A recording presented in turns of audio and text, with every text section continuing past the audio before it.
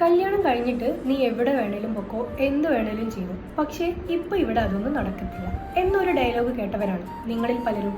ഒരു സമയത്ത് കല്യാണം എന്നത് പലർക്കും ഒരു ഫ്രീഡത്തിന്റെ തുടക്കമായിരുന്നു. അതായത് വീട്ടിലെ നിയന്ത്രണങ്ങളിൽ നിന്ന് മാറി സ്വന്തമായി തീരുമാനങ്ങൾ എടുക്കാൻ, അവരുടെ സ്പേസ് ഒന്ന് എക്സ്പ്ലോർ ചെയ്യാൻ വേണ്ടിയിട്ട്, ജീവിതം കുറച്ചുകൂടെയൊക്കെ അനുഭവിക്കാൻ വേണ്ടിയിട്ട് പലരും ചൂസ് ചെയ്തിരുന്ന ഒരു കാര്യമാണ് കല്യാണം എന്നുള്ളത്. സോ അങ്ങനെ ഒരു ഫ്രീഡം, അങ്ങനെ ഒരു സ്വാതന്ത്ര്യം നേടാനായിരുന്നു പലരും ഒരു കാലത്ത് കല്യാണം കഴിച്ചിരുന്നത്. അതുകൊണ്ട് തന്നെ അന്ന് റിലേഷൻഷിപ്പുകളിലൊക്കെ ഫസ്റ്റ് വാല്യൂ കൊടുത്തിരുന്നത് ഫ്രീഡത്തിന് തന്നെയായിരുന്നു. പക്ഷേ ഇന്നത്തെ ഒരു ജനറേഷന് ആ ഒരു ഫ്രീഡം വേണമെന്ന് തോന്നുന്നില്ല. കാരണം അവർ ഇതിനകം തന്നെ ആ ഒരു ഫ്രീഡം എക്സ്പ്ലോർ ചെയ്തുകൊണ്ടിരിക്കുകയാണ്.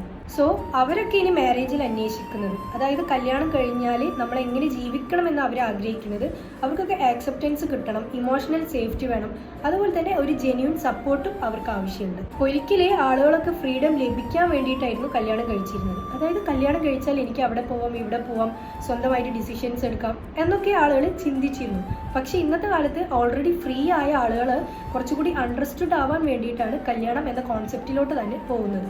സോ പഴയ പോലെ കല്യാണം ഇസിക്കൽ ടു ഫ്രീഡം എന്ന് ചിന്തിച്ചാൽ ഇന്നത്തെ ഒരു കോൺസെപ്റ്റ്, അല്ലാത്ത ഇന്നത്തെ റിലേഷൻഷിപ്പുകളിൽ അത് വർക്കാവില്ല. കാരണം ഇന്നത്തെ ചോദ്യം മാറി, എനിക്ക് എത്ര ഫ്രീഡം കിട്ടും, എനിക്ക് എത്ര സ്വാതന്ത്ര്യം കിട്ടും എന്നതിൽ നിന്ന് മാറി എന്നെ എത്ര ആൾ മനസ്സിലാക്കപ്പെടും, ഞാൻ എത്രത്തോളം ആ ഒരു റിലേഷൻഷിപ്പിൽ സേഫ്റ്റി ആയിരിക്കും എന്ന ഒരു ചോദ്യത്തിലോട്ട് മാറിയിട്ടുണ്ട്.